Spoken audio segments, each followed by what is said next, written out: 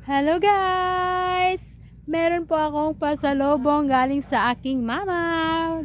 Dala ng kapatid ko. Ayan po mga kamamshi. Budbod sa Bisaya. Sa Tagalog isuman. Napakasarap nito mga kabisaya, mga kamamshi. O tingnan ninyo. Suman. Ang sarap nito i-partner sa coffee.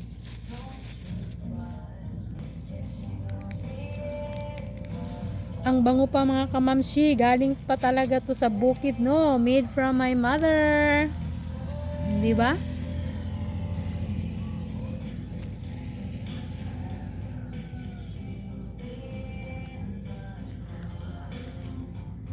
Ang sarap nito mga kamamshi, partner ng coffee.